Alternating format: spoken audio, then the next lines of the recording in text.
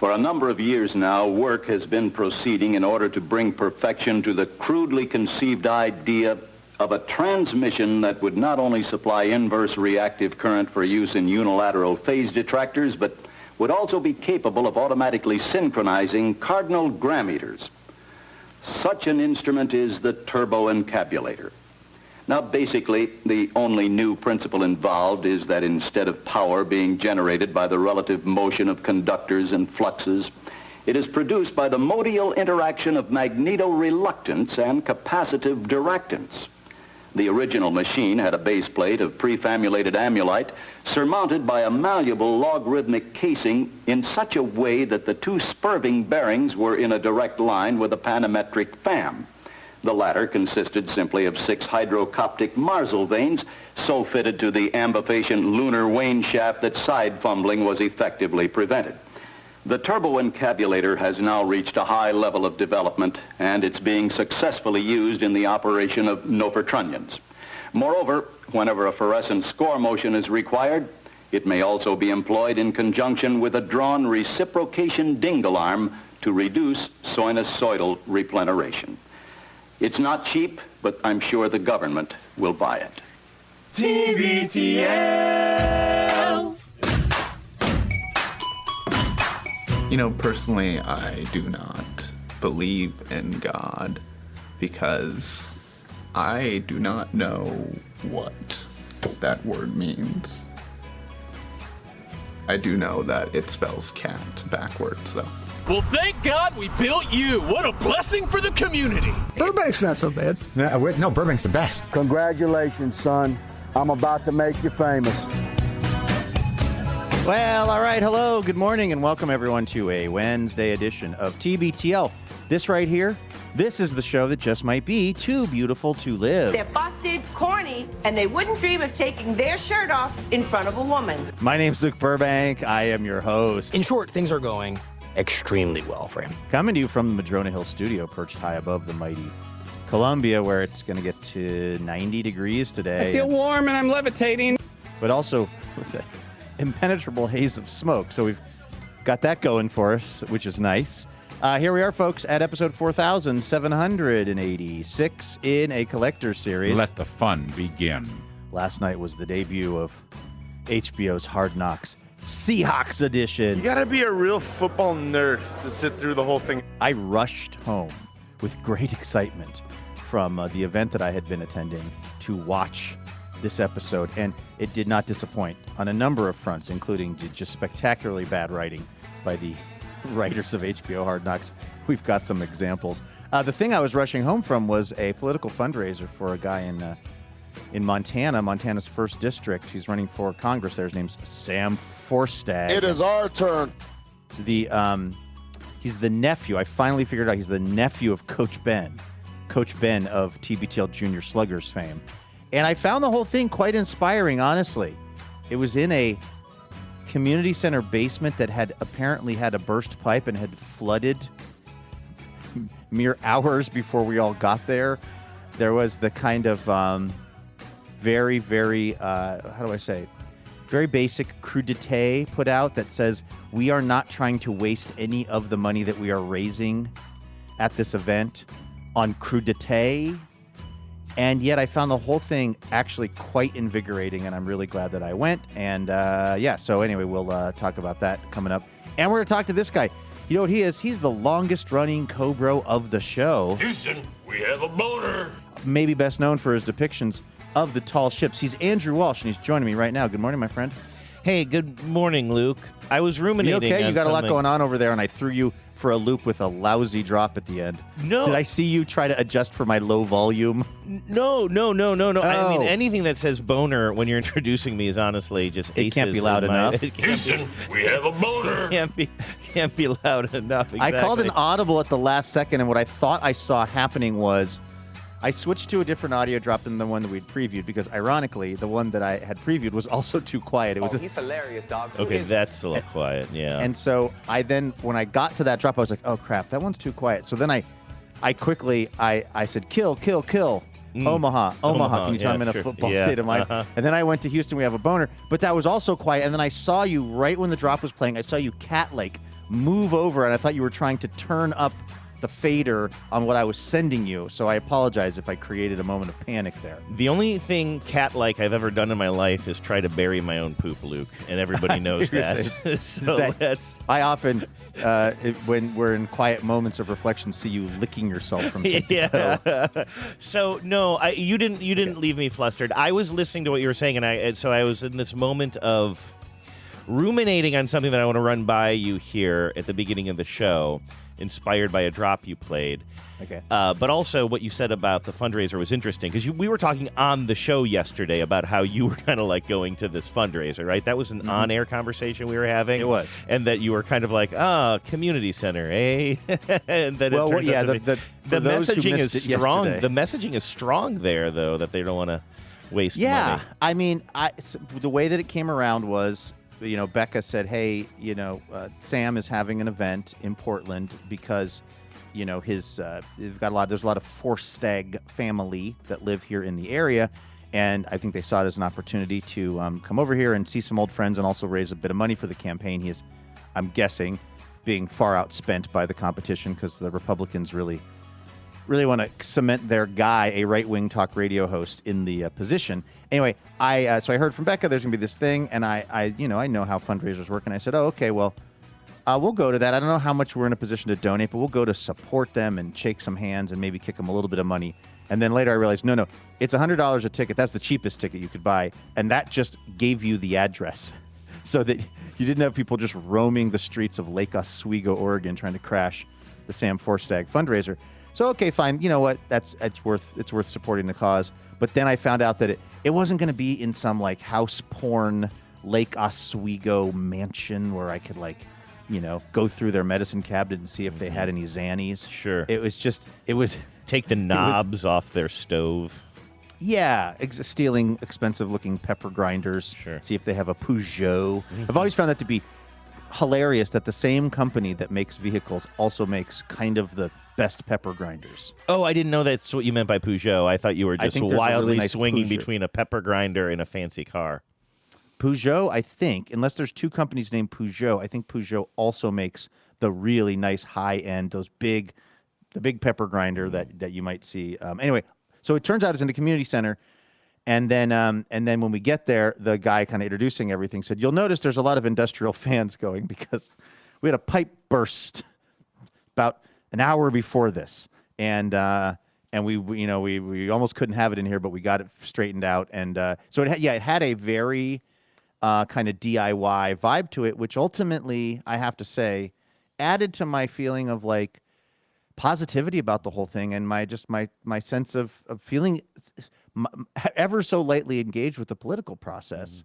It made me feel really good. I think this guy, I don't know how many listeners we have in the Montana's 1st Congressional District, but this guy, Sam Forstag, is getting up there. What he has been doing for the last, I don't know, he's young too. Everybody's young, Andrew. It's like he's probably, I don't know, maybe 33 or something. And if I recall, quite a snack. Maybe that's why they didn't provide as many snacks. It was a whole meal. That's why they were like, we don't need to overspend on the crudité. Right. Remember, I Googled him the first time you mentioned him on the show. Oh, yeah. I mean, listen, he is bringing all the smoke as a smoke jumper. And he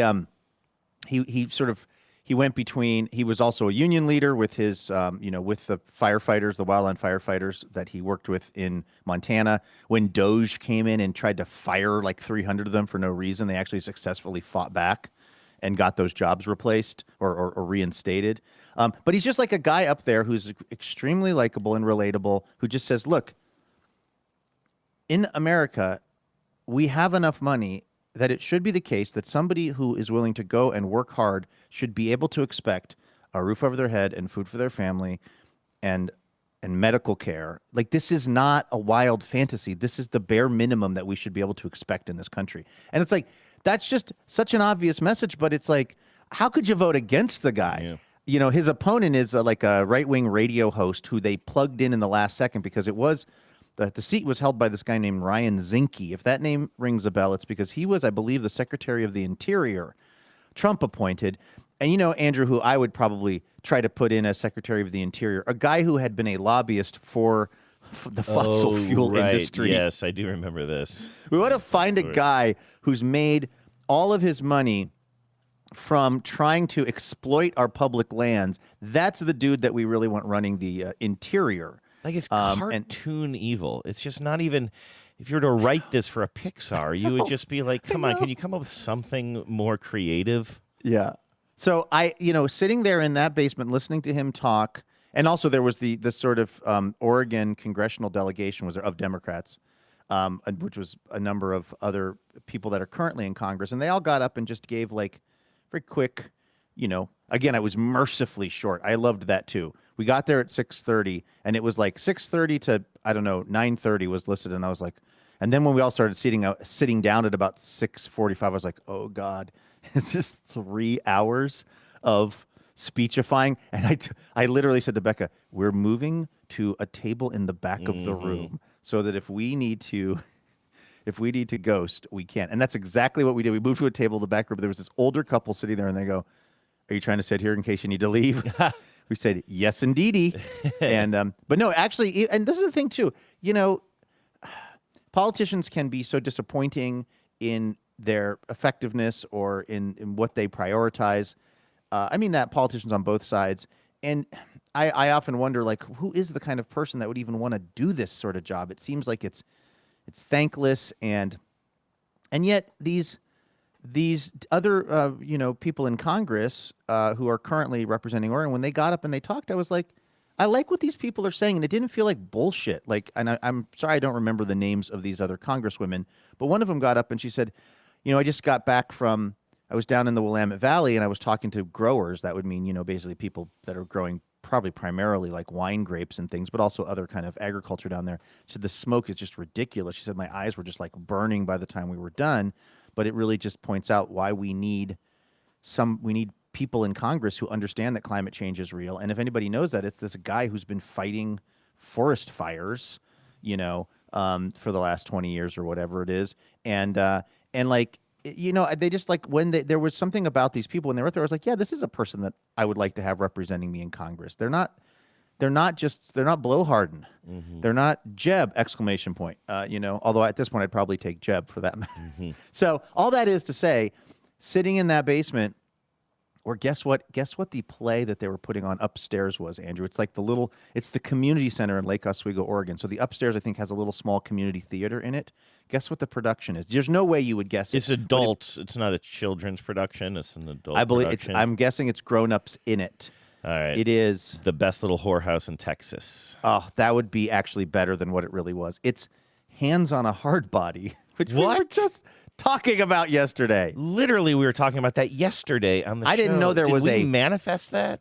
I didn't know there was a dramatic production. Nor did I. Hands on a Hard Body, but if you want to get out to the, I think it's called the Lakeview Community Center in Lake Oswego, Oregon. That's where they are currently staging a production of Hands on a Hard Body. I won't stop touching this Ford. I love you, Dr. Prius. Dr. Prius, Dr. Prius. I actually would see that. That has powerful. Well, can I just? Was there other things you wanted to talk about? There was something at the top of the show that I wanted to mention. Only because I was thinking about. By the way, while you were talking about politics, I just checked in on.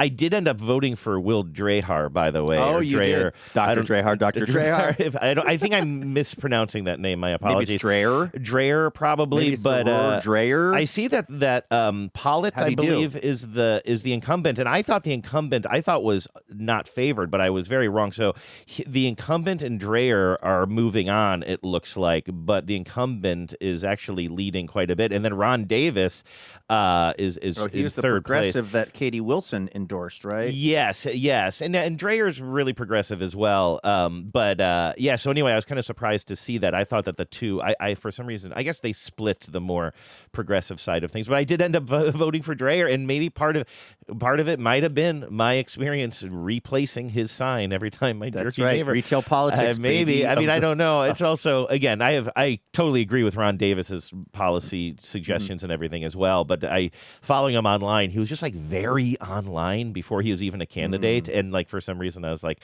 I don't know, he's just a little annoying. I hate to say it, like maybe I'll meet him someday, and I hope he never hears that. But like, there's just something about his.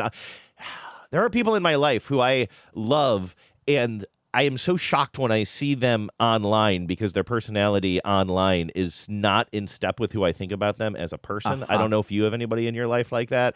And I think, wow, there's a whole bunch of people who only know this person as their online personality, and that's interesting to me. But Dr. Davis, is there anybody in this campaign, this particular seat, that we couldn't fit into the Dr. Zayas? Dr. Pollitt, is it Pollitt? Who are you looking it up? Oh, that one I don't know. I'm only on Ron. Listen, here's what I like about. I mean, Ron Davis sounds like we'll not be moving on, but he said my mom and dad were teenagers when they found out they were pregnant with me. They were scared, but they had something too many families are missing now. A real shot. I like that origin story as a teen parent myself. I'm pro.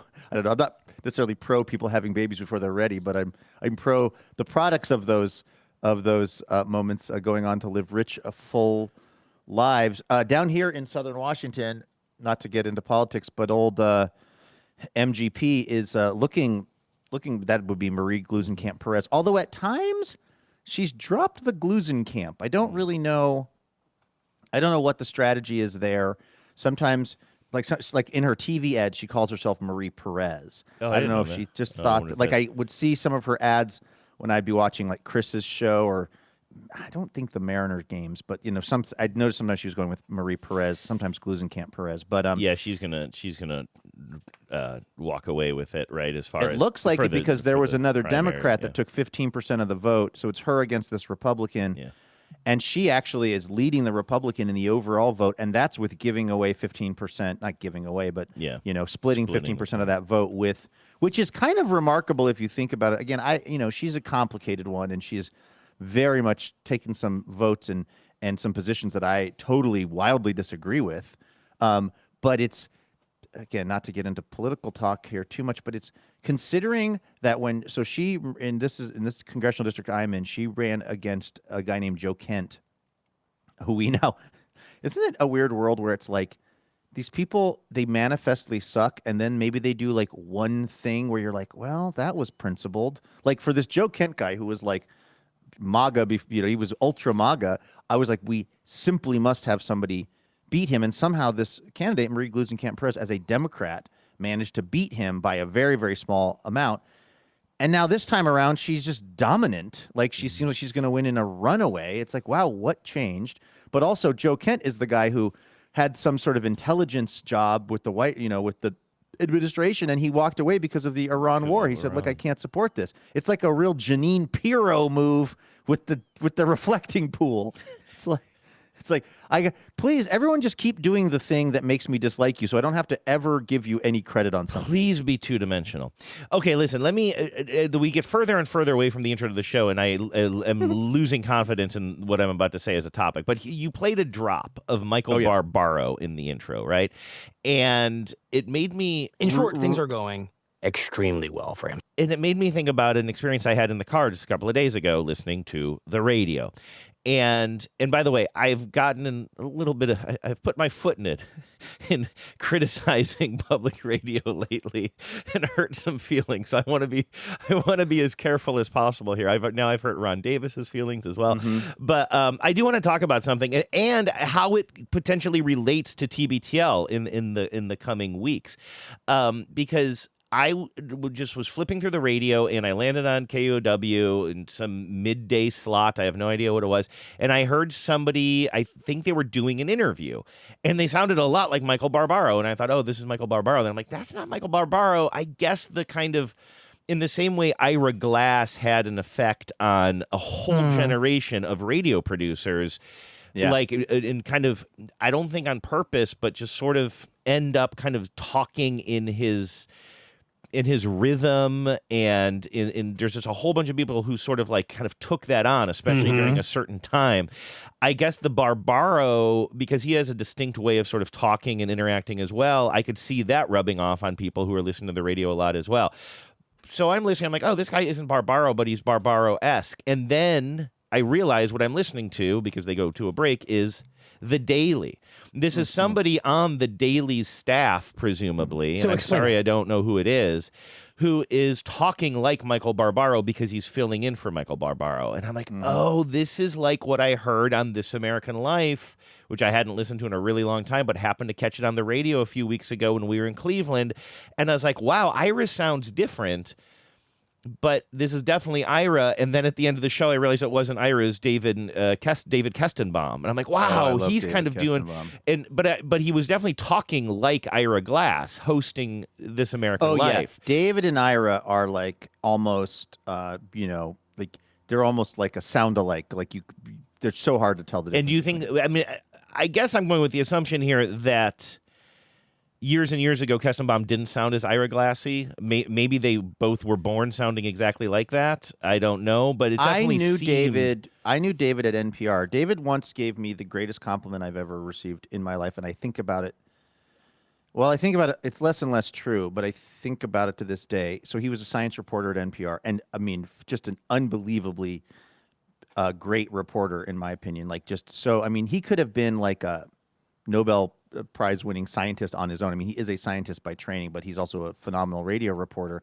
And we were pals, and we would hang out. And he was talking about his wife and meeting his wife and getting married to his wife or something. And like, I forget exactly. And he's, Dave, let's just say he's maybe a little bit shorter than I am. He's a little bit maybe, he and I are sort of slightly different looking guys in the world, which I had never really clocked. But he basically made some joke at some point about like marrying his wife and trying to essentially keep her from meeting a guy like me. Oh. And he didn't mean that in a like, what he meant it was that like he was holding me up as this sort of example of, I think, kind of like I don't know, I guess you would say taller, more conventionally appealing, or what I'm doing a very weird job of repeating a compliment from 20 years ago, but he was basically paying me this huge compliment of kind of like, oh no, you're the version of this guy that if she met you, she might be into you. So I had to kind of keep her hidden away from you. That was the nature of the joke. And I was like, LOL. And then I tucked it away in my heart, and I've thought about it at least once a week in the intervening 25 years. That being said, I don't remember him delivering that line in the sound of Ira Glass. Yeah. So there's probably Right. there's probably been a glassification, a reglassification of his vocal styling. And there's also, This American Life is famous for, at least in the early days, really coaching people on how the stories were read. I remember this I've done 2 stories for them, one of which aired, one of which did not air. But in both cases, I remember the entire process of reading the script. There's at least one, if not 2 producers listening to you the entire time. So there's a sound that they like and that they go for, and that makes me think that they probably... they probably push people maybe subconsciously in the direction of sounding more like the way people on the show already sound. And that's how it was on This American Life. And then because they were at the forefront of podcasting, I feel like then you had a bunch of probably people who never even worked with the This American Life producers before, kind of growing up, listening to that and aspiring to be that kind of host or that kind of interviewer. And so it just sort of kind of took off. But within the realm of the show itself, here's what I was thinking. When I'm driving and I'm listening to this person who I don't know who it actually was. Can I ask a boring but for me somewhat important question? How recently was this? Do you remember when? A couple of days ago, like literally maybe 2 days ago. Okay, because the thing that I'm running up against is Michael Barbaro has been hosting this week. Is it possible you heard Michael Barbaro doing a Michael Barbaro? No, it definitely wasn't Barbaro. I don't know if it was somebody just doing a segment. I don't know what it was that I heard on the radio, but it was on the radio. I was parked. Okay. I was sitting at a red light outside the 7-Eleven on North Gateway, crossing Meridian, heading west. Okay, so I'm kind of I'm near that hotel Nexus or something that you sometimes stay at, right? Yeah. Did you not stay there ever? I don't think I stayed there. Oh, I thought you said it was an OK Hotel. No, that's the OK Hotel that was in Pioneer Square back in the day. No, what I would say is maybe see if there are other places on Hotels.com before the Nexus. Oh, for some reason I thought you had, because I always thought that was funny, because I wouldn't, no offense to my neighborhood, but I wouldn't book a hotel in my neighborhood, and so book a hotel in a neighborhood that would have me. I wouldn't book a hotel in any neighborhood that would have me. And so I thought you had specifically said a couple of times that the Nexus was okay. Is that not the site of the old Arby's, or is No. that the across the, Nexus, street one? No, that's kind of up the street and kitty corner from that 7-Eleven. Is that Yeah. 7-Eleven still there? The 7-Eleven is still kitty there. corner There's from the 7-Eleven. a Euro There's like place I there's like there. a Residence Inn. Oh, okay. There's a Marriott property. Oh, yeah. That's kitty corner from the 7-Eleven, and that is what used to be. You and I have been to that That's Arby's. the old Arby's. Now, have you stayed in that Marriott property? Yes, I have, and it's fine. And that I would one is totally fine. recommend. Maybe that's what we're absolutely thinking fine. of. In a Okay. pinch, yeah, that'll do. But that Nexus No, in a pinch is is a deli I went to in New Hampshire. it's a great deli. Or maybe It really a is. bakery. That was my favorite. Really? Yeah, in a pinch it's one of the foods that I miss the most, and it was just a sandwich, but it was just like this little deli. I'd get lunch there at least twice a week, and it was like I would get turkey and cucumber and sprouts on this homemade bread they made on this like baguette, this French baguette. It was so good. The bread was so crusty and good, and they had honey cut mustard. I think about that sandwich so often. I haven't had it since I worked at New Hampshire Public Radio decades ago now, but okay. So all of that is to say, and then maybe now I just feel like whatever. Let me just wrap this up. But I don't say that to criticize the people who are sort of working on these teams and then fall into the rhythm of talking like that person, because I think that it comes somewhat naturally, especially if you're somebody who's usually writing for the host and then you're in the host chair. Like I know from writing for hosts as a producer that it's good to get into, like, when you're writing their scripts, think about how they talk, and you start to like kind of write in their voice and stuff. I think it's very natural. I don't mean this as an insult, but I also don't love it. Like there's some things that's kind of, I don't know, just like it would just, it's weird to have somebody's voice so prominent that when you fill in for them, you end up sounding like them.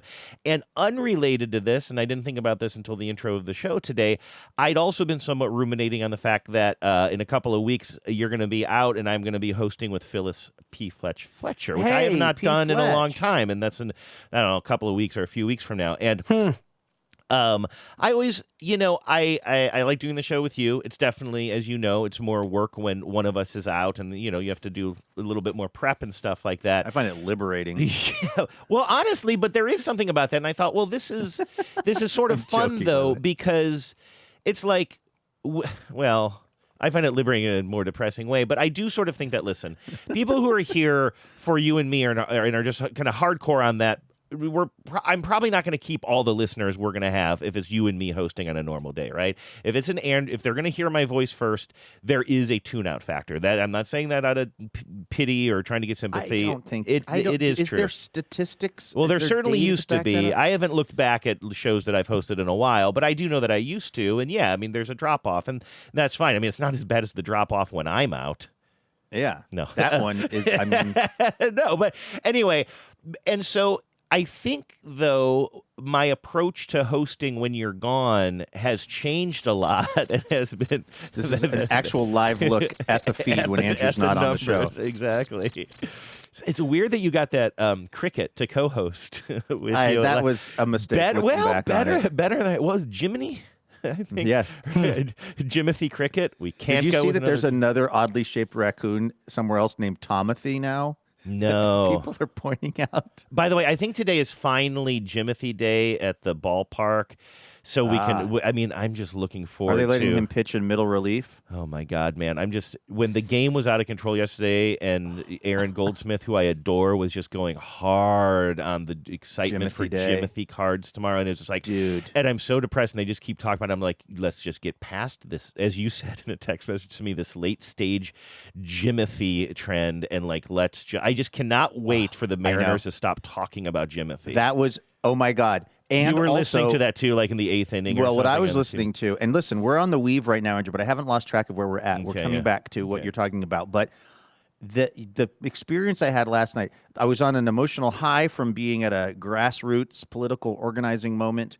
And then I was on a low of the Mariners, the new Mariners, just playing as bad as they have maybe all season. I mean, arguably one of the worst games of the season with their new look team. Well, you got to give them credit. The new guys really fit in.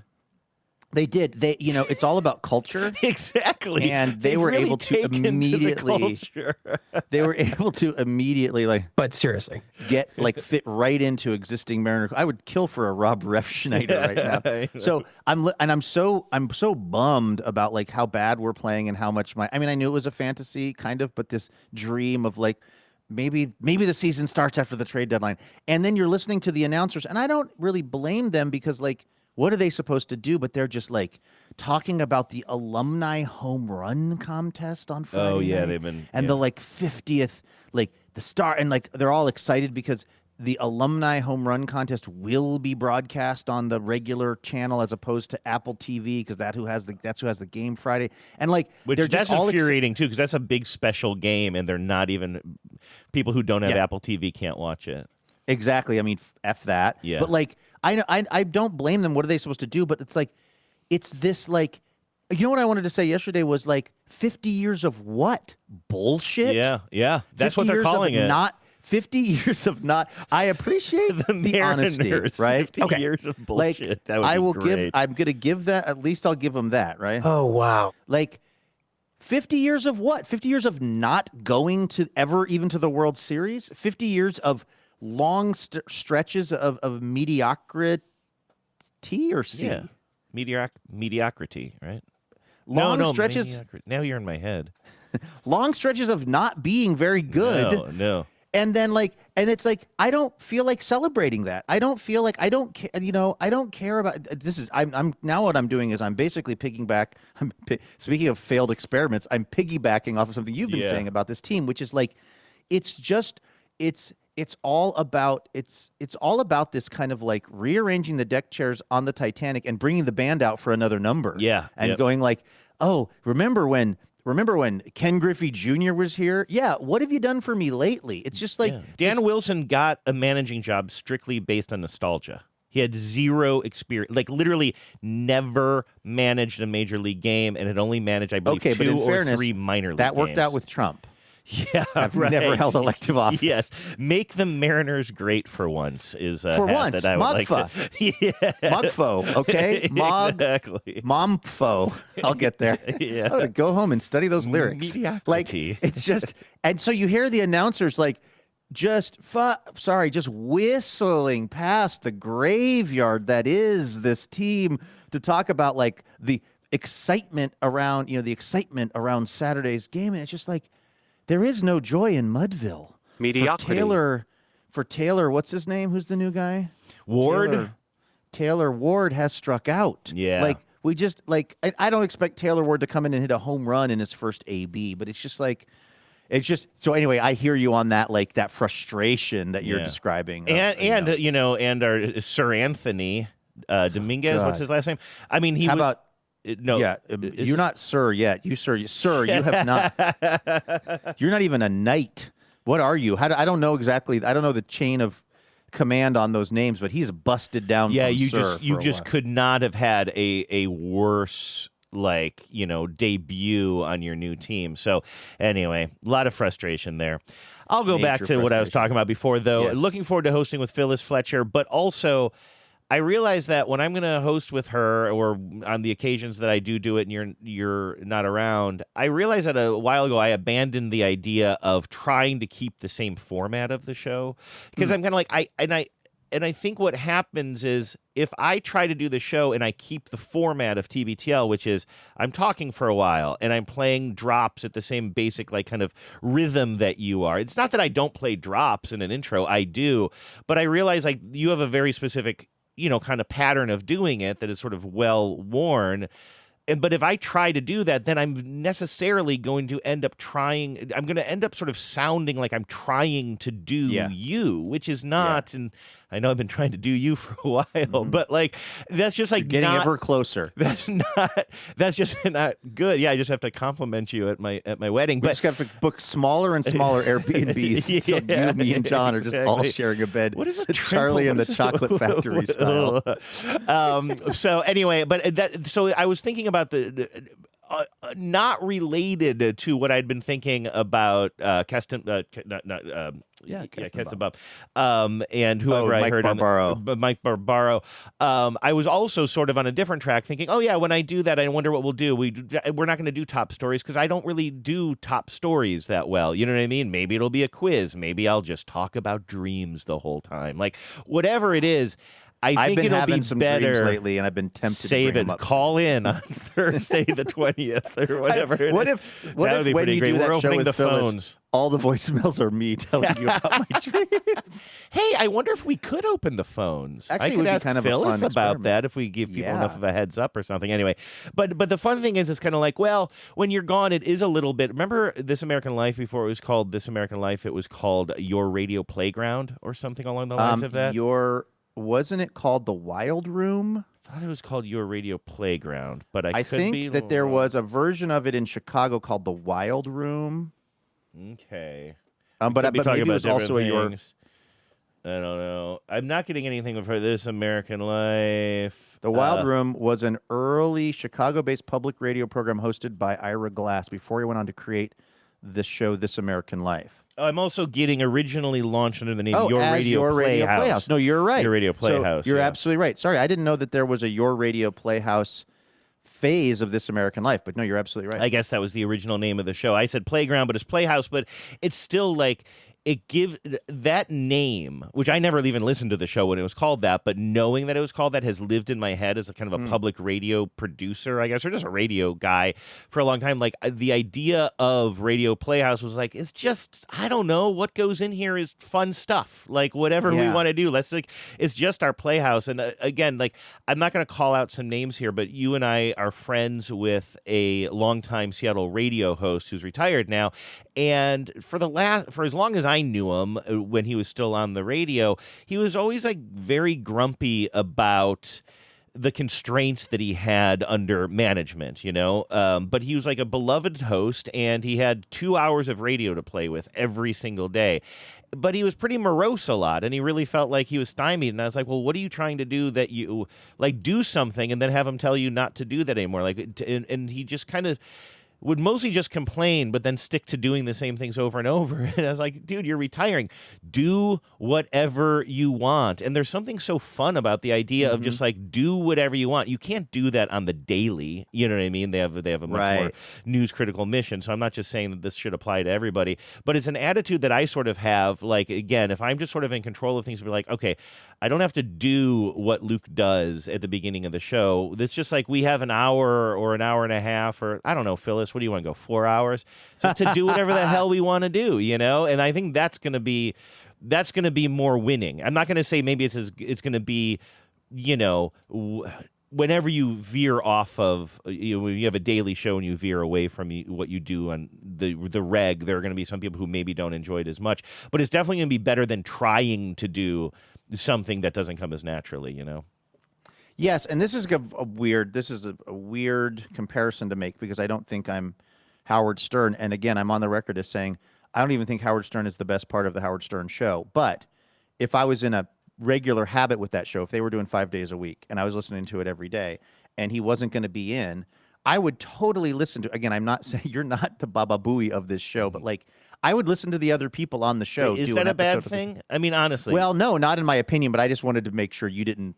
Well, it sort of seems like this is a guy who's had a job for a long time, right? Yeah, like I find Gary Delabicio. I find all of the other people on the show that aren't Howard Stern way more interesting than Howard Stern. And I guess this is just to the question of like if people listen to the show when I'm not there, which is pretty rare that both of us aren't there. I mean, a handful of shows per year. I feel like if I were a daily listener of TBTL, I would absolutely listen to a show that was you and Phyllis. And I do think the format break is kind of a nice thing because it's instead of just having it be kind of like the normal show, but with different voices, it's like a totally different thing, but with people that I'm interested in. That's the thing. I think the people that are listening to this show 5 days a week, it's because they want to know what's happening in my life. They want to know what's happening in your life. They want to hear about Lucy. They want to hear about, you know, whatever is going on, me being passive aggressive towards people on the airplane. And so I guess I'm just putting myself in the position of the listeners and what I would want to hear. And I think what you're doing makes sense and is a good approach. By the way, speaking of Lucy, who's in the studio with me chewing on a rawhide bone, exactly how I always imagined having a dog would be. I wanted to tell you that... Well, initially you planned on your human child doing that, but then that wasn't in the cards. So now it's they don't Lucy. make baby bones anymore, apparently. I looked. Since the recall. I was more invested in the bone thing, and so I was like, well, I guess I'll get a dog to match it. But Lucy, I learned yesterday, has something in common with you. I don't know if you consider her her. Do you consider yourself her uncle? I don't know. Yes, but it's not a I good thing. consider myself Unc. It's and chopped. Yeah, no. It's not a good thing, but I learned yesterday on a little walk that she, by the way, she was very like chill on the 4th of July. When some folks started blowing off bombs like right outside of our house, she got a little bit nervous about that. But for the most part, was chill on the 4th of July. Genevieve said that she was down in South Seattle when the Blue Angels went overhead last weekend, and Lucy was totally fine with it, didn't react. But then I'm taking her on a very quick walk to the AM/PM. The Arco station at the corner there. And I was just going to get myself a 6-pack of Modelo. And I'm like, why don't you come with me, Lucy? And she was already a little bit wound up. She was playing in the yard. And I was like, I don't know if you're a little wound up for a walk right now. I had a feeling she wasn't going to be exactly loose leashy, but whatever. It was fine. We went on this quick walk. It's like, 4 blocks maybe total. And, but then as we're heading towards Aurora, this very, very busy kind of loud road that, she's been on before.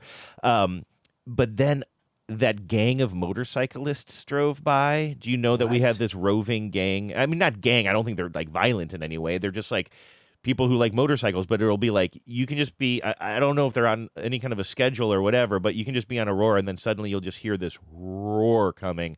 And it's not Harley Davidsons. It's more like, the crotch rockets. I don't know the proper word for those, but they'll be like Sklarov and I got caught up in that in Cleveland, Ohio City. We went over to get some artisanal ice cream. Are those dirt bikes or are they? They were not. It's not Harleys. It's not Wild Hogs. It's a lot of like what we used to call crotch rockets. Okay, yeah, and it's a lot of that sort of bike. Because I feel like there's 3 different kinds. There's like dirt bikes, which I hear Baltimore has that. Like there will be a bunch of people who get together on dirt bikes and ride around the city. Then these are the crotch rockety kinds. Again, I hate saying that. I don't like that phrase, but I don't know there's something wrong with it. But I'm breaking it down, and it is a rocket maybe that you sit on with your crotch. But it just doesn't. Anyone can have a crotch. Anyone can sit on a rocket. What's a better word for that kind of motorcycle? Anyway, this is that kind, right? And so, but there will be like at least 20 of them just brrr. And of course, the whole point is making a lot of noise. And yes, you wouldn't like that. And also, it was the first time I saw my sweet little girl absolutely terrified, Luke. It was the first time I was taking her into this convenience store anyway. I had asked the guy months ago, like, oh, hey, if I ever come in here and I'm on a walk with my dog, can she come in? He's like, yeah, absolutely. So I'm like, oh, okay, that's in the back of my head. I'm like, I got to take this quick walk, got to get daddy's medicine, quick 6-pack of beer. I'll just take Lucy with Modelo me. Time. The more that I can kind of, few small beers, the more I can sort of just integrate her in little tasks like that, the better, right? Why not take her with me? But then these motorcycles freaked her out. She comes skittering into the AM/PM, and it's got that kind of very slick floor, just like she's skittering. And I've never seen her like this. She's trying to get out, and of course, I feel I'm just like, she's not making a scene. Everybody, the 2 people in there are very nice, and the guy behind the counter is very nice, and he knows me somewhat, or at least recognizes me. And so, she's not causing any problems, but it's breaking my absolute heart as she's like trying to get just pull me out of the store as hard as possible. I'll tell you what. She knows her way home because I paid for my beer and then I put it in my backpack and left, and she dragged me home. This is why you shouldn't have gotten rid of the rollerblades. I would have been going I would have her. been home in record time. I couldn't drive as fast because I was like, I understood that she was freaked out, but I also, I was walking quickly with her, but she was pulling at the leash. I'd never seen her like that. And not like pulling at the leash because a cotton ball she likes to chase the little fuzzies that come down from trees, and sometimes I'm just like, dude, you're in a busy street. You gotta like calm down here. It wasn't that. It was I got to get home as fast as possible. And she's just like racing home. And I just felt, I thought it was the motorcycles. And then I came home and I told V, she's like, yeah, we had a motorcycle encounter. And she was really freaked out. For some reason, fireworks, not such a big deal. Blue Angels, not a deal at all. But these motorcycles freak her out. She's same girl, Burbankian. same. Yeah. I'm with her. I stand with Lucy on this. Yeah, in fact, she left the room as I was telling that story. Yeah, so just that was even sort of talking triggering. about motorcycles Sorry, probably Luz. freaks her out. Do you, when you're walking to the Arco or the AMPM, whatever we decided it's called, to get your Modelo, do you sing this song? It's Modelo time. No, is this Wesley Willis? No, what is this? This is the official It's Modelo Time song. Is this a TikTok?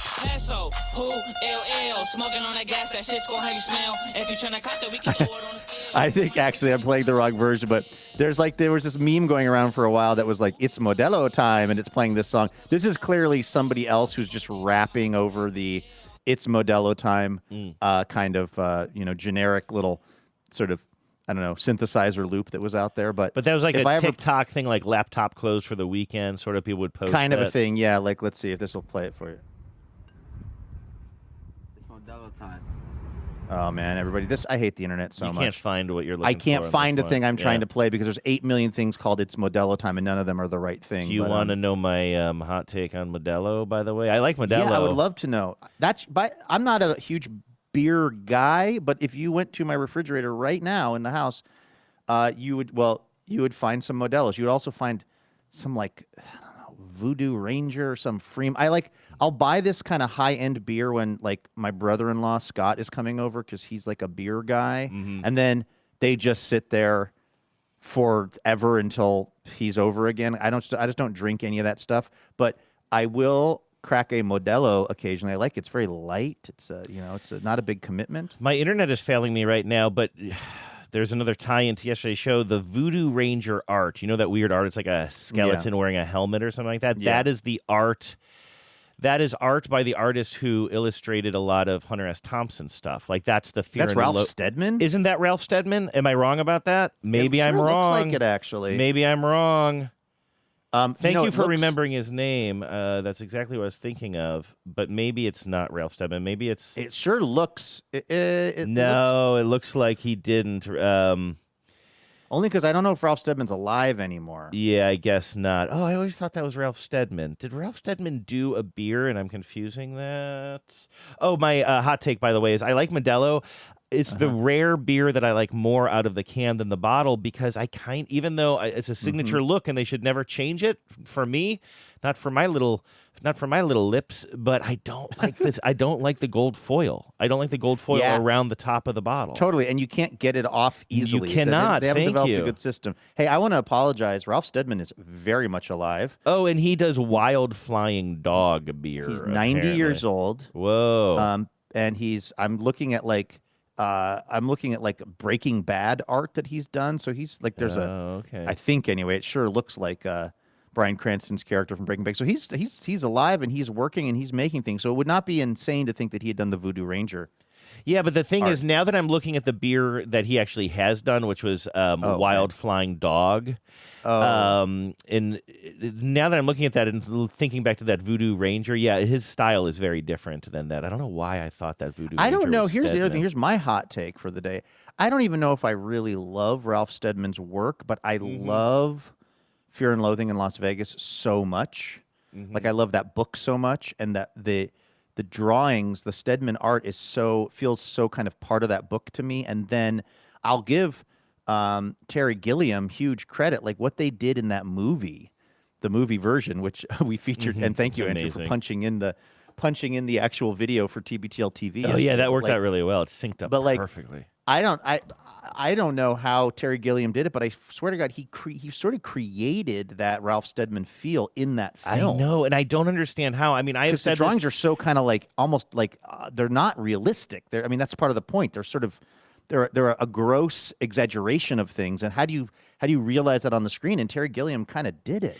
And also just the weird style of Hunter S. Thompson. So I'm not a huge Hunter S. Thompson head for what it's worth. I think that might be the only book I'd read by him, but I had read that book at some point in college, and probably not too long after, probably within a few years of reading it, that movie came out, and I watched it, and that's what I just could never get over. Complimentary is how Gilliam was able to capture the essence of the book, which is it's to capture the essence of any book is hard, but to even describe the essence of what makes Fear and Loathing interesting and stand out is so hard to even describe, let alone to transfer to a different medium. It's literally brilliant. Like I haven't seen that movie in a long time, except for like that clip that you played yesterday. But like, it's mind-boggling how well he was able to do that.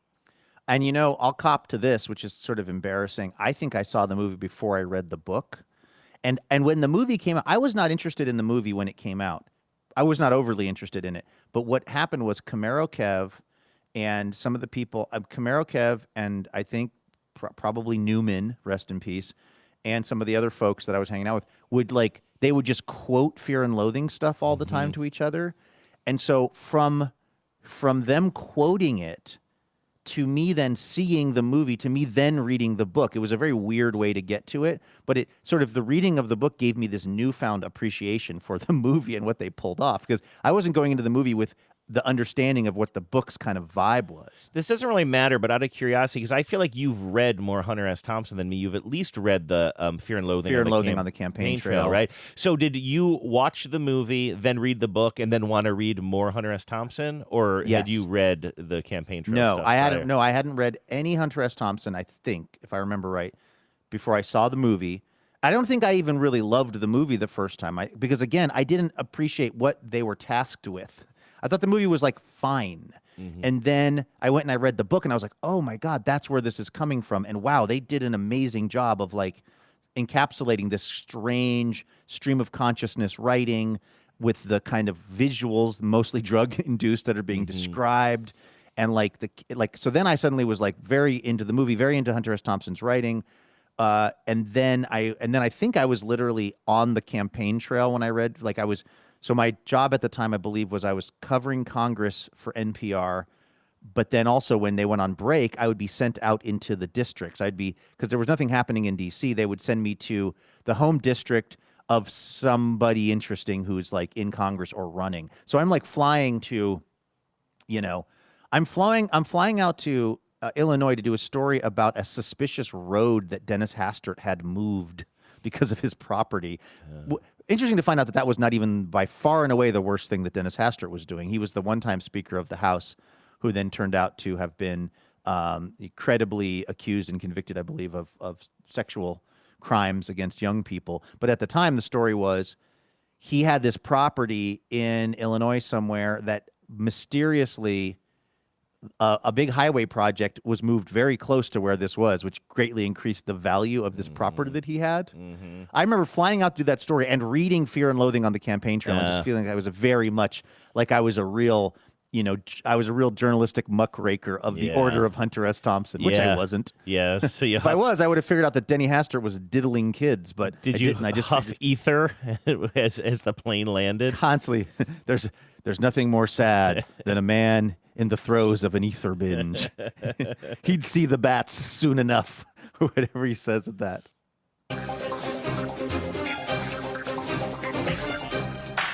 Hello and welcome to Top Story. I talked about the emotional highs and lows for me yesterday. The highs of being at the Sam Forstag event, the lows of listening to the Mariners broadcasters trying to put lipstick on the turd that is this baseball team. But then a certain euphoria when I got home and I turned on my home box office and saw that the Seahawks... Oh, I got an update from listener Kate, our friend from Dates with Kate fame, who said, for what it's worth, actually you can watch Hard Knocks at 6 p.m. Oh, I didn't know that. I was sort West of... Coast, You had mentioned... which kind of makes sense. Yeah. But I swear to God, I don't think I'm crazy. Initially, when I was Googling, when is Hard Knocks going to be available, what I was seeing was they kept saying 9 p.m. Pacific. And I was like, that's the strangest. And HBO definitely used to do that. Like, we'd have to wait on the West Coast, even though it had already aired on the East Coast for things like Game of Thrones or what have you. Well, you know what I think it was. Now that I'm reflecting, and boy, aren't we starting at the most interesting part of this whole deal? I think what it is it airs live probably at 6 p.m. But if you want to watch it on demand, it doesn't get posted until 9, if that makes sense. Because I started at like 9:05. I got home, turned on HBO, and the first thing it said was like, "Do you want to watch Hard Knocks?" So I'm wondering if somebody like our friend Kate was watching it like on HBO, not on demand, but just not like on live. demand, Yeah, but as maybe. part of the HBO broadcast feed. Maybe. And then for some reason, at 9 p.m. is when the on-demand feature is. I could sort of available. see that. I mean, none of it makes sense. So None of it why makes not? sense or matters, but there you go. So I start watching, and it's exciting times for me because I do like the show Hard Knocks, and I know you said you watched some of it. What I think is actually kind of great about the show, if the team that you're watching is your own team, is you legitimately get to find out about these players in ways that you just wouldn't otherwise. Like, I mean, Devin Witherspoon is sort of a cipher to me. Like, I don't know anything about him other than he's very fast and he's a good cornerback. But now I've seen him driving his car. I've seen him talking at length. Like, there's a lot of, there are certain Seahawks that I feel like we know a lot about. Leonard Williams comes to mind because he's a big online guy. He does a lot of cooking tutorials, and I see him spearfishing. But a guy like Devin Witherspoon, I don't know anything about him. And now after watching that episode, I know a lot more about him because they're following these players around, even off field, in ways that you don't get to see on the local football broadcast, and you don't get to hear on Cairo or whatever. Like, it's kind of illuminating in a way, and it's fun when the people who are being illuminated are people that you're already pretty interested in. Yeah, that's why I want to watch, but I almost said that it's I'm almost watching it like homework. And by the way, I'm not doing my homework. I only watch the first 10 minutes or something. By the way, the show... You're doing it like how I used to do my homework. And then I watch the rest of it on the bus as fast as possible. Right. As Columbo. How long are the episodes, by the way? Are they full hours? Or an hour. They are full hours. Okay, yeah. So I barely cracked this one. I do know I watch about the first 10 minutes. And the thing for me is it's weird. It's like I'm literally interested in watching it for the exact reason that you just said. Like, the team for me, I feel more and more unmoored from the team and who the characters are, and how well we knew the Legion of Boom players and what have you, and I just don't have that connection, and so I'm looking forward to having that connection again. But I hate reality TV so bad, and I am just so.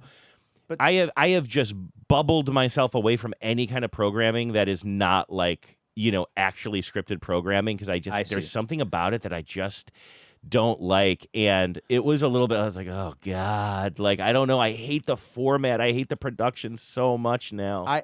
I feel like, okay, I don't think you're wrong, but I guess I wouldn't think of this as reality television.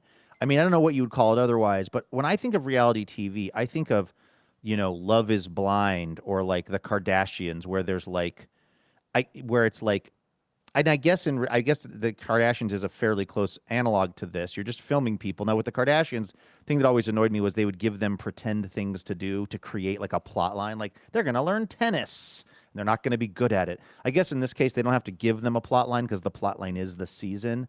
But I guess it is technically. I don't think of it as reality television, but as I describe it, I guess it is. I don't know what else you would call it. It's not scripted. I know I turned it right off, right on beat when they introduce one of the wives. I don't know who it is, and.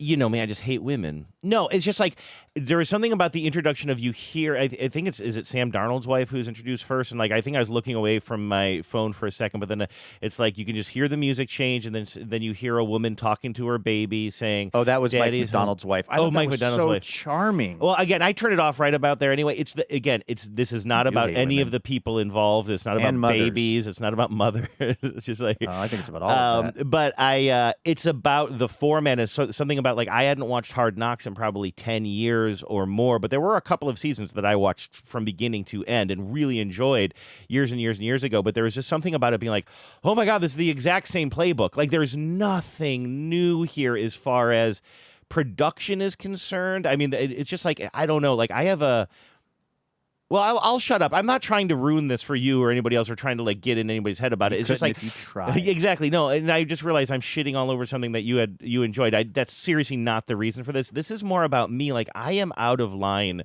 with culture. Like there is something so I don't know. Like I just it makes me cringe so much.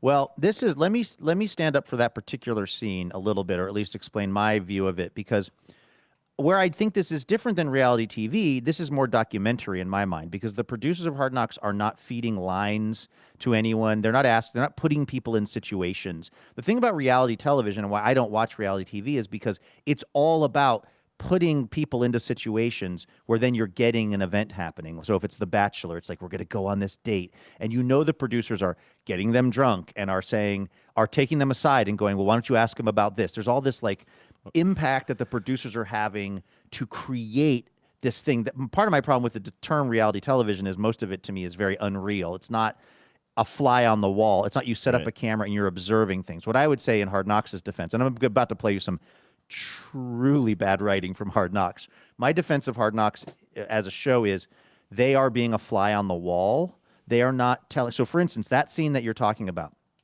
it's our head coach, Mike McDonald. He's out coaching the team. His wife, who is, I believe, also pregnant. I loved that too. Oh, I don't think you got to this part, but as they're welcoming everybody back, all the players and coaches, they're in the big kind of like, auditorium. Mike McDonald is going through basically who had babies in the offseason, and the headline is off-season W's. Oh, I didn't see the headline of people's of the thing. babies, and I was like, "Aw, it's kind of sweet." I love that they're calling it an off-season W for people. And then he's like, "Hey, we're having another baby too." And then nobody applauds, so he had to wait. Nobody applauds. Yeah. Can I just say though, I did think that and maybe I'm wrong about this, but maybe that for me it does seem more transparent than that, because the whole hey, what do you mean by transparent? We're gonna have a goat, literally a goat, at the doorway of training camp on day one, so that we can get all of the players to react to having a goat there, and then one of them pees on the leg. Like that feels so reality TV to me. Exactly what you're talking about. But that's not HBO. That's Seahawks social media, because what they're doing is that's a very team social media thing. Oh, have they been doing that for a while? Oh my gosh, for seasons. This is a whole side of TikTok that I see constantly, not just for the Seahawks, but for every team. There's always some young person, typically a young woman, who's wandering around the facility going name your top 3 Pokemon characters. Or they have a goat there. They have it's this idea of trying to get these players to answer weird questions that are non-sports related. And that's a Seahawks social media thing. That wasn't HBO, because it's all being filmed. Can I ask you a question though, out of curiosity? So for a long time, for years before this, the Seahawks had a goat, or this was, tell me. The goat is just the thing that the Seahawks social media team decided to do this day to create their own content. If you went to Seahawks TikTok on whatever day that was, or the day after, you would have seen from a cell phone shot with I a saw Seahawks the woman, staffer. Holding it. Yeah. That's not. And I could be wrong on this, but I would be that very, makes total very sense. surprised. I was just, my follow-up question was a true So question. they don't always have a goat. That was just right. probably something that they thought would be. But there is now, and by for a long time, I mean two or 3 seasons, there has been this trend in pro sports, and it's all of the sports now, where it's approaching the players and asking them to answer a series of weird questions, or having them look at photos of themselves as little kids, or what you fill in the blank. And I think it's in the social media feeds of the teams see this as a way to humanize the players, to get them talking about something that's interesting to the wider public, not just football heads or whatever. So that makes a lot of sense, because I did see that as I was like, oh, probably HBO was like, hey, what if we had a goat there? Or somebody planted the idea. But you're right. That makes so much more sense. And because I saw the young woman who was running she's probably 35. Everybody's a young woman now. Everybody's a young person now. But I saw the person who was kind of holding the phone and introducing the goat to the players and stuff. And I I just assumed that was because I told you I have a cousin who was on some reality TV show, and he's a glass maker, right? And he made some big. I don't think I remember this. Yeah, it was from this story goes back forever, but They made him marry a goat. He married a goat. For the plot. I'm sorry, I'm getting you far away from the thing, but like No, that's okay. he made this. He's a glass artist, right? And so he'll get commissioned by, if they're building a new building in downtown Cleveland or something, he might get the thing to make some sort of huge glass sculpture for the lobby or something like that. And then he has small work as well.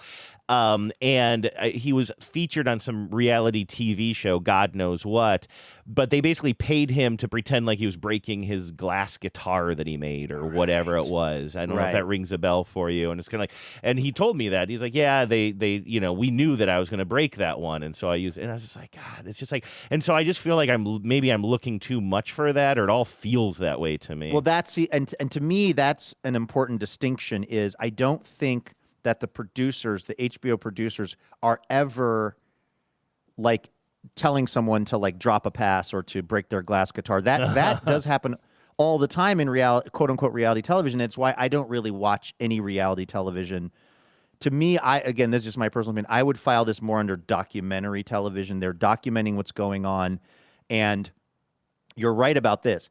The sort of arc of these episodes is completely unchanged over the years. It's always you have these tentpole moments. They're always going to be the same thing. It's going to be the player. We haven't met them yet, but it's going to be the player who may or may not make the team that we're rooting for. It's what is the lives of the spouses? What is there's all these things that are very predictable. Now, to the Mike McDonald scene that you're talking about, it's like they're out on the field playing, and you cut to Mike McDonald's office, which looks out on the field, and it's got his wife who's sitting in there with their little toddler son.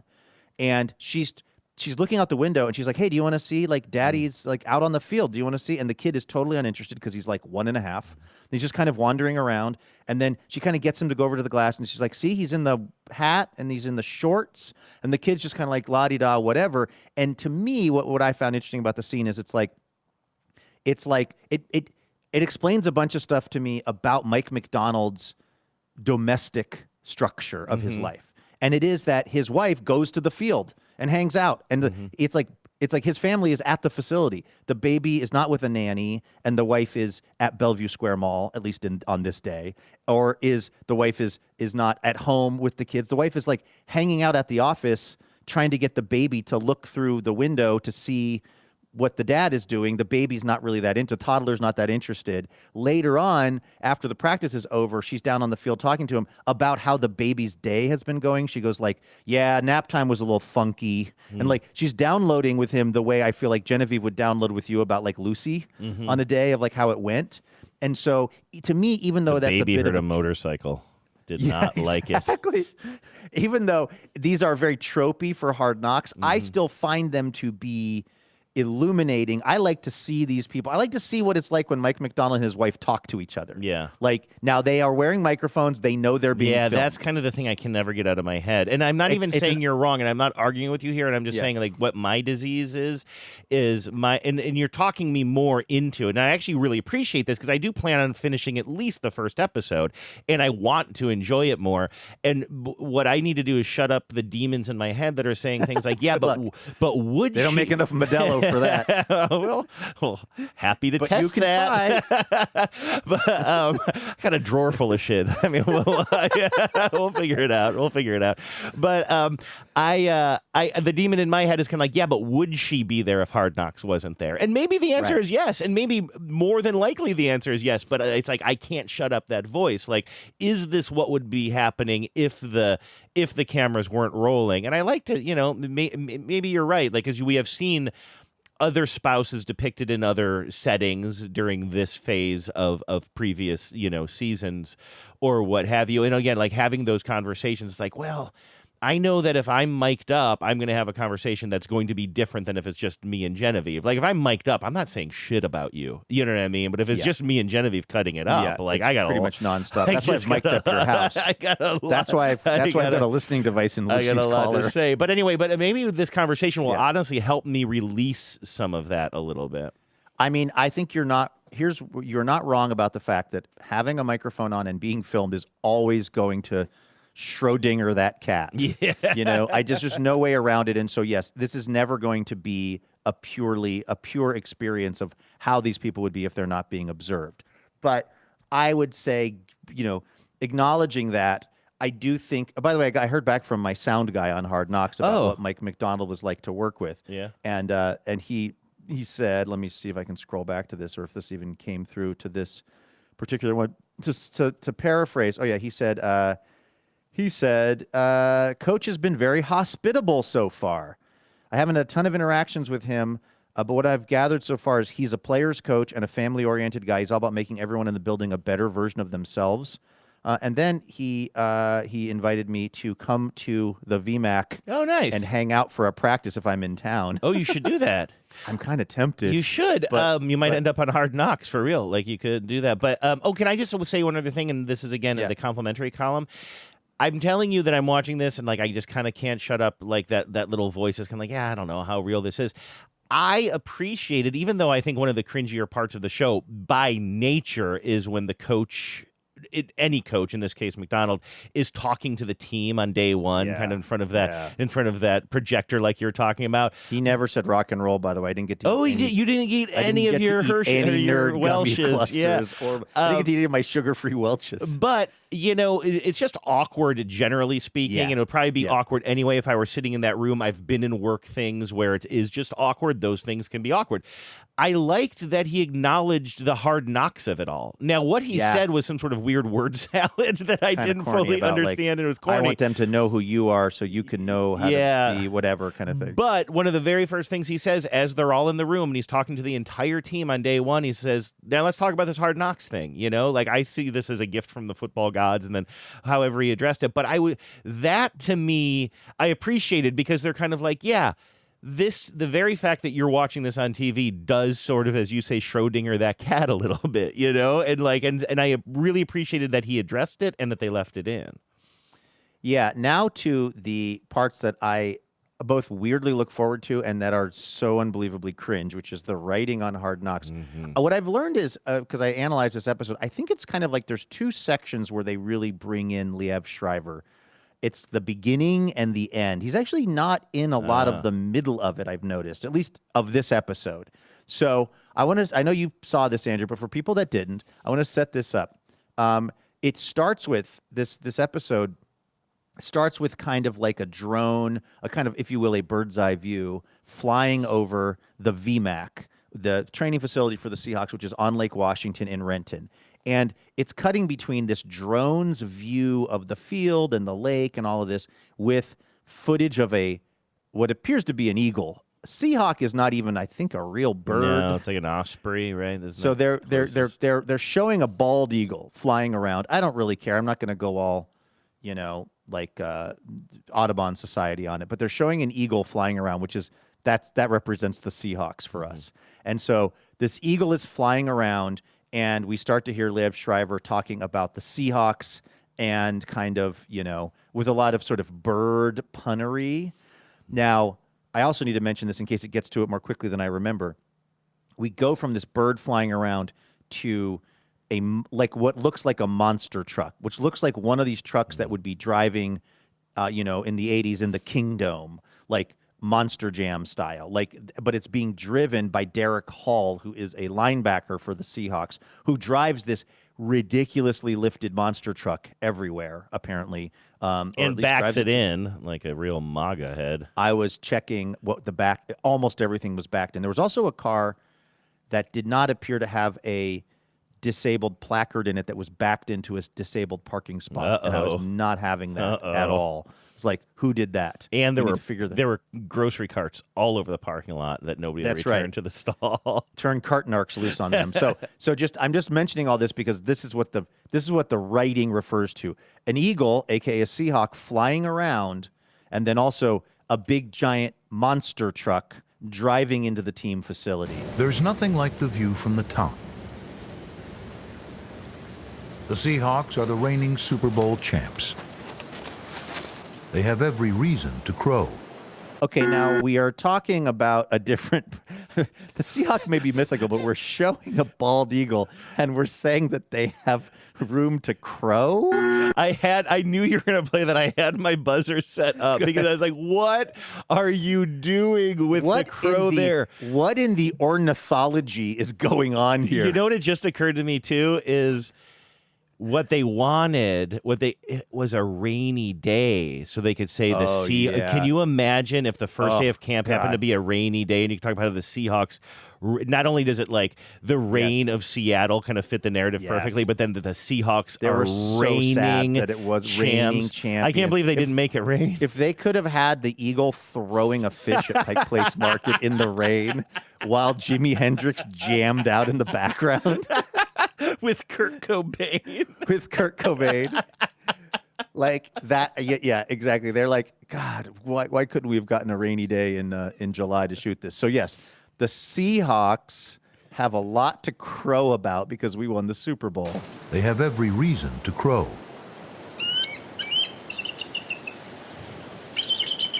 Now, cut to the big gates of the VMAC parking lot opening to reveal this monster truck driving in.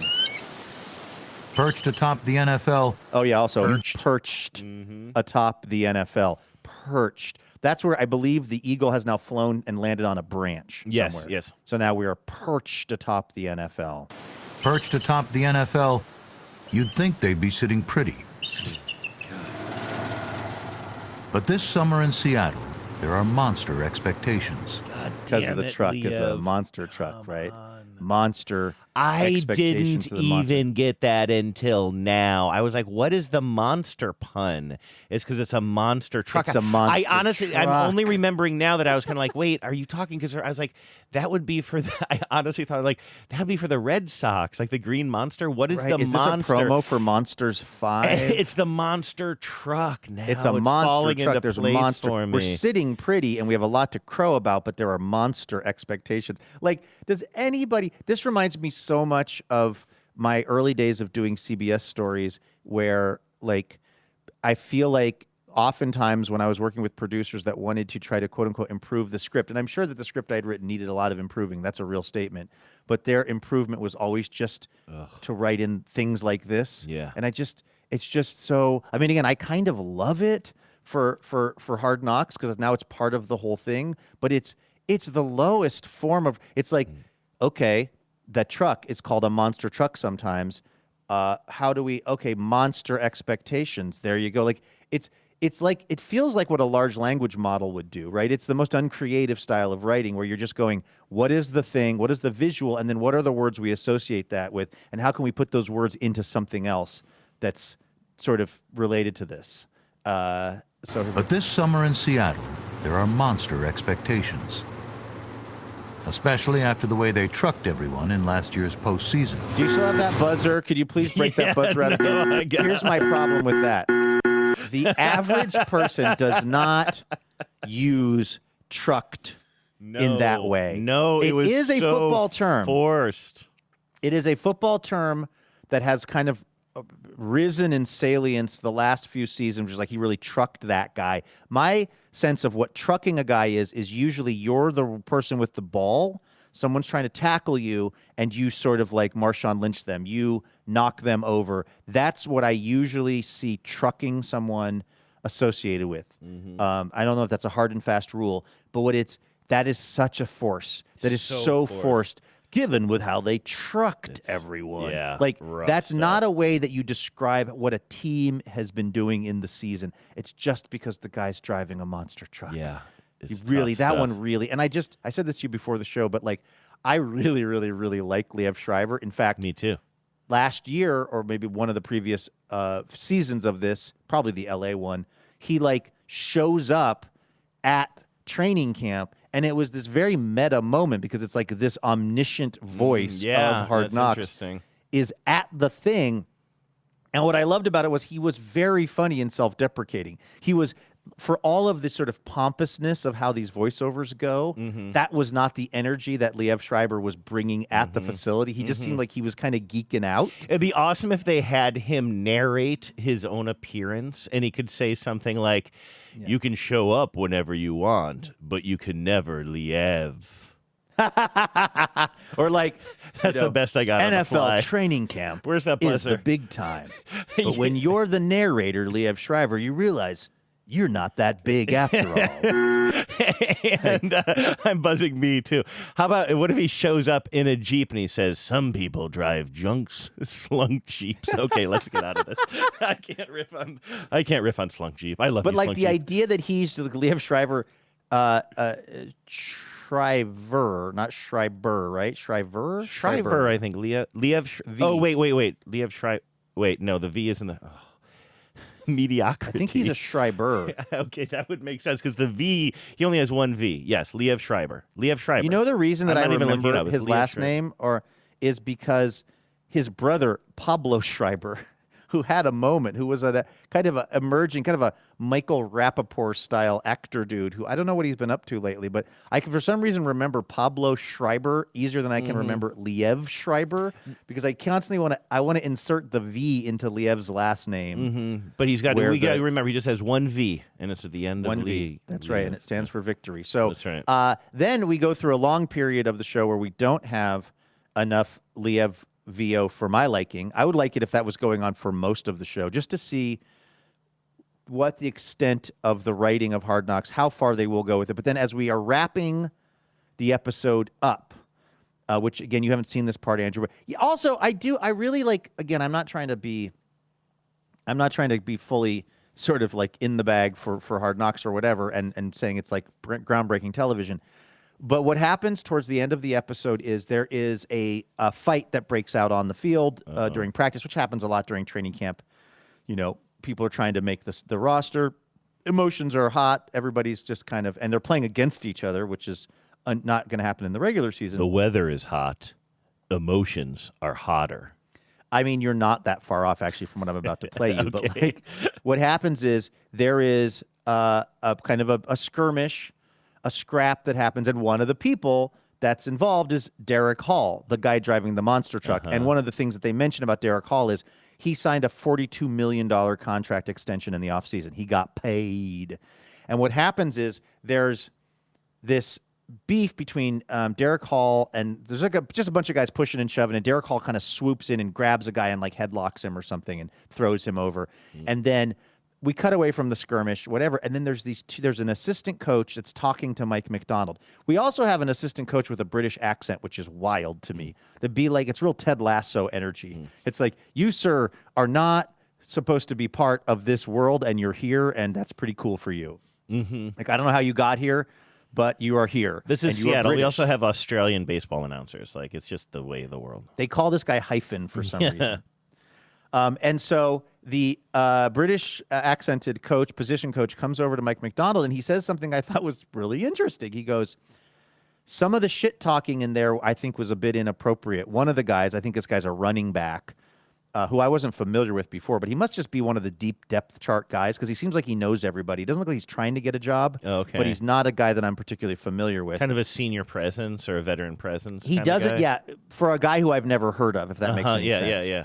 Like a guy who is clearly like not new to the team because he's walking around pretty comfortable because what he says, the British accented coach says to Mike McDonald, I think what he said was kind of inappropriate. He said to Derek Hall, the money has changed you. In the skirmish, he said the money changed you. And like, that's not inappropriate. That's just sort of deep. It's deep, right? It's deep about what are the perceived rules of shit talking on the field. And he and Mike McDonald have a fairly long conversation about if it is okay to bring up during one of these beefs the money that someone's making and if it changed them. I understand. This is really interesting. I can understand. Actually, I guess when I watch it, I'll maybe have a better understanding of it. But like, because literally, even you say something that seems personal, like, you know, what would be the classic, like say something about somebody's mom or, you know, your something mother like that. Combat boots? Yes, exactly. In a certain way, that's less personal, right? Because it's just like, it's just a generic dig. Or if you go after somebody's physicality in that particular situation or something, that seems like in our daily life, if somebody goes after my physicality, that would be deeply inappropriate. But if you're just like hot tempers on the football field and you're talking shit like that, that doesn't have as much reality behind it as, hey man, the money has changed you. And like the coaches are like, we don't want them to actually have real fights out there about real world issues. Right, because one of the subtexts of this, we think of like every NFL player as being fabulously wealthy beyond, any kind of measure. But the true story is there are some people making ridiculous amounts of money, and then there are people making a lot of money, and then there are people making what seems like kind of a lot of money to you and me, but once you account for the taxes, the agent fees, the head everything trauma. else. What's that? The head trauma? I'm serious. Like, no, really. No, you're absolutely right. Like, once you account for all of that stuff, it's like you're really, you're getting down to a more normal person amount of income at a particular moment or in a particular season. And so the idea that some of these guys, like if it's Derek Hall, they kind of get their moment to get their money, their $42 million or whatever, and then you're saying that changed you fundamentally as a person. There's this kind of like crabs in a bucket thing. There's like I actually have now. I think I've sort of needle dropped to this point of the show. Can I play this for you? Yeah, please. I've got it on the computer here, so take a listen. Yeah, the fights are okay, but like there's some dumb decisions in there that are disappointing. So that's the coach, Mike McDonald, and now I think this is when the assistant coach is going to come talk to him about the money comments. I'm disappointed in D Hall. Like, why would you come in and go behind the guys? I'm just telling you what the thing. He's saying I'm disappointed in Derek Hall for coming in and headlocking the guy. Why would you come in behind him and do that? And this is where the assistant coach is going to talk about the other stuff. Brady said to him, bro, like, what did he say? He said you changed because your money. D-Hall hasn't changed, man. Like that, when you like get into shit talking, I'm good with that. But that's kind of those personal things. Like they're the things that chip away at. I didn't know he said that. When did he say that? He said it on the sideline. I was heard him. I'm kind of trying to just keep it calm. Yeah. Hey Brady. So now that's interesting. That's really Mike McDonald calls the guy over who was saying the money changed you to tell him like probably don't do that. So this is. I'm good with us like trash talking, but like I think you kind of crossed the line. Like, is there? I know emotions are high, but like it's kind of a chotch thing to tell. What you got, Mac? Yes, sir. You agree? Yeah. He's your teammate. Like, should be happy for him. Now, if he does a cheap shot, like tell him he's out of line for a cheap shot. I guess that's kind of what I felt like I was doing. Because of his slam on Cable Do. That's fair, But like, I agree. All right. I got my emotions getting. We're all learning. It's all good. Yeah, it's all good. I'll talk to him. Give him a hug, I'll talk to him. Yeah. Like, that's a fascinating moment of television to me. That's really interesting. Also, the thing that fascinates me is and we talked about this a little bit yesterday. I said, like, I'm interested in seeing how this makes me feel about Mike McDonald, because I always hear him on the radio kind of talking like this, like he kind of doesn't want to talk to the media much, but I always assume, though, that he's like a real leader of men. Like, you get him alone in a room full of football players, and he's, like, he doesn't really like talking to the media because he's more of a man's man, sort of, or something. Like, that is such a weird tone when he's like sort of not dressing this guy down, but trying to correct his behavior. It seems like a pretty passive way of talking and correcting behavior, don't you think?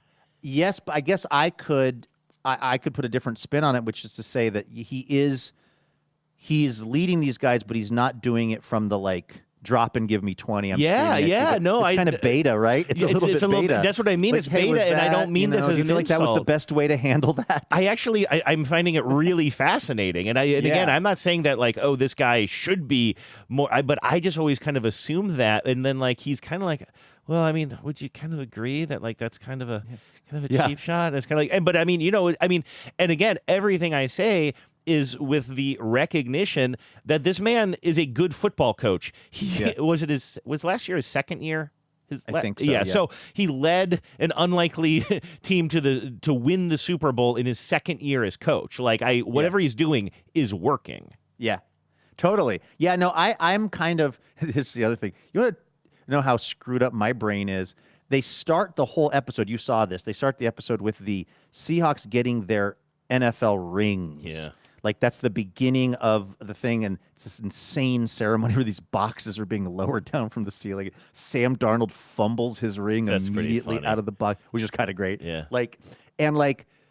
here's what I liked about Mike McDonald. He was up there, saying like, "Good job, everybody," and he's holding a glass of whiskey. I noticed that too.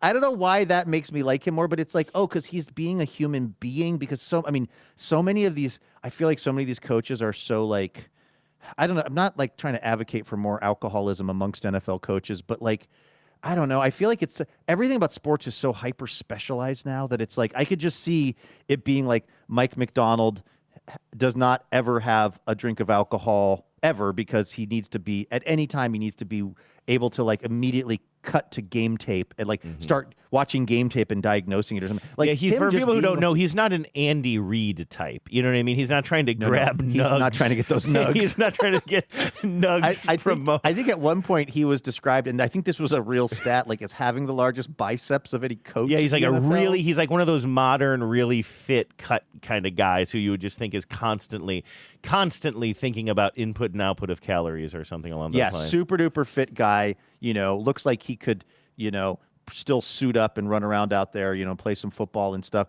So, and then also somehow I also read that to mean also boring. Mm-hmm. Like you're the boring guy who just like works out for hours every day when you're not just staring at like footage of the game and saying things that have no actual meaning. Like to know that he like does allow himself to have a little whiskey and that he is slightly beta when he's trying to give this guy a pep talk about not crossing the line with Derek Hall. These were all things that were making me kind of have a slightly more nuanced opinion of Mike McDonald by the end of this episode. He's almost too awkward to have cliches, too. I think he wants to be the type of guy who talks more in cliches, but he's actually not good at it. He did this. This is very subtle, but he did this, again, you didn't get to this part of the episode, but towards the end, it's another like all-team meeting, all-staff meeting. And they're sort of like celebrating that Jackson Smith and Jigba got, he was the offensive player of the year, and that he had like a 99 rating on Madden, which I don't know what that means, but I think that's hard to get. Mm-hmm. And they're showing it. And they're celebrating Jackson. And as Mike's announcing this, and he's looking at Jackson, they cut back to Mike McDonald, and he's making the weirdest face I've ever seen. Like he's kind of, it's almost, he looks like Mr. Burns. He's doing this weird thing with his teeth, and you can tell that it's completely involuntary. Like it's like he's not doing it. He's not trying to make Jackson Smith and Jigba laugh. He forgets that he's being filmed. It's like a rictus on his face that is something that someone does when they forget that their face is on the front of their skull and people can see it. Like when I go to post the show in the video format, and I'm like, oh God, I'm just touching my face the whole time. He's basically doing a version of that where he's just making this very odd face that I know he's not doing intentional. He's not doing it consciously. And like, again, that weird shit kind of makes me like him. We need to make that a meme if we could. You look at the screen cap packaging. Yeah, you know what? I'll send you a screen cap after the show. I seriously will. Does HBO let you screen cap? I don't think so. That's the problem. We'll find out. Those bastards. They won't let me video capture, but I wonder if I can screen cap. I'll find out. I think I've tried and I've failed, but we'll see. But anyway, I don't know. I like now all that build up. Okay, so I was setting up that whole argument thing, that whole shit talking thing, to play you the last of the puns or the last of the whatever. Yeah. So if you're HBO and you're coming out of that, this is what you decide to put in. Is some bullshit about like quick to fight, but quick to make up, and then they cut to more eagle footage. More eagle footage. That's what we're seeing as we... Quick to fight. Faster to forgive. Is that true? I don't know. This also is going to be how I introduce you on the show going forward. Quick to fight. Faster to forgive. Now we're seeing our eagle flying around. Who are the 2026 Seahawks? Time will tell, of course. Another profound statement. Oh, sure, yeah. Absolutely profound statement. One that I have, unfortunately, I'm sure, used to end more than one journalistic piece that I didn't know how to get out of. Only time will tell if we will stand the test of time, I believe Sammy Hagar once said. Seahawks? Time will tell, of course. But after the first week of camp, there are hints. Signs that they could take flight again. Because it's the eagle is taking flight. So we might take flight, but also... They've got the talent and will to ruffle a lot of feathers. And as the defending champs, it'll take an awful lot to knock them off their perch. Perch again? Oh, and the other thing, too, that you're hearing is the Blue Angels cut from the we'll call him a Seahawk, landing on a perch, because that was a plot line in the episode. While they're out there practicing, the Blue Angels are strafing the field, and everyone's looking up, kind of like you and I would, going like, holy shit, that is really friggin' cool, those jet planes. You know, on the Wordle text thread, our friend Katie must have been watching Hard Knocks and just sent a note that I thought was interesting, and I had not turned it on at this point, but she said, like, it's just so interesting to watch this, knowing it's all so recent, because I know I don't know if she was using the Blue Angels as the example, but it sort of feels like that's what she was getting at. Like, I know that the Blue Angels were just here, like that was last weekend, right? Yeah. And now we're watching this on Tuesday night, you know, and it's like, oh, she's like, the wildfire smoke is going to be a topic in the next episode that we watch, and that's what we're living through right now, you know. And it's like that there is something very exciting about that you get a little bit of extra kind of gleam off of when you're local like that. Actually, my friend Steve, the sound guy who's working on it, was telling me about that. He said, look, the first episode of Hard Knocks, they've had some amount of time to shoot like lead up stuff. So they shot the Super Bowl rings. He said it's basically like you have as much lead time as you're ever going to have on the show as the producers to kind of like, you know, try to film as much stuff that's, you know, you can, so that episode, it's not done, but a lot of it is done. And then you plug in the stuff from the field of play. He goes, and then after that, it is just frantic. Yeah, because I believe it. It's exhausting me thinking about it. Episode 2 is being shot and edited right now. You know, it's like you have nothing that you can pre-produce on it. It's just what it is. And there's 4 sound guys, there's like 8 camera guys. They're just running pretty much around the clock, getting all the stuff, ingesting it, and someone's cutting it behind them as it's coming in, trying to figure out what the show is going to be. And there's something about that immediacy that is actually quite fun. They should make a reality show or a documentary about the making of Hard Knocks, called Hard Cuts, or and have something. Pablo Schreiber narrate it. Yeah, I also think the fact that they're showing an eagle to represent the Seahawks means that if they ever do the Eagles again, they should. I assume they have to show an osprey or something. Yeah, it's only something fair. like that. So I mean, there's literally another team that's called the Eagles, and they're showing an eagle to represent the Seahawks. That's a little weird. And again, I don't want to be so pedantic about that stuff. I don't really care, but it's like they don't even try. They don't even build in a line that says like, well, the Seahawk may be mythical. Yeah. The eagle that flies above the, like I could see a different producer being like, guys, we can't keep showing an eagle and effectively calling it a Seahawk. Especially when there's another team eagle that is that animal. You know what I mean? Just like they keep showing a panther during the I was literally going to say they keep showing a Carolina Panther during the Jaguars. Jaguars, I'd say that word weird. That's a hard word to say. Yeah, exactly. Yeah, I was literally going to say that. Like, you know, I guess they're just. It's as I say a lot on the show. It's just the bigotry of soft expectations. They don't expect that we, the Hard Knocks viewers, will be breaking it down this closely. But here we are. Well, here we are, and I'll tell you what. Like I do think that I'm going to watch it. I think I'll finish this episode. But if not, I also just sort of liked this. Like, if you just want to do this every week, Pun of the week. What did we say? Like 6 or 8 seasons or weeks or something? I mean, I am. Listen, I'm absolutely happy to. I actually was thinking that last night. I was like, maybe really what the thing is on Mondays, I just play for you the best, worst writing on that particular week's episode. Yeah. Because that's fun too. So, all right. Should I hit this? All right. What do you think? Should we wrap it on up here on this Wednesday? Yeah. That's going to do it for today's show. Try to knock us off our perch. I dare you, other podcasts. We don't care if we ruffle feathers. There are monster expectations around tomorrow's TBTL that we're going to bring you. Trucked you. Yeah. Get trucked. I see you riding around town with the girl I love, and I'm like, truck you. Okay, we'll be back here tomorrow with more Imaginary Radio. In the meantime, have a great Wednesday. Take care of yourselves. Please remember, no mountain too tall. And good luck to all.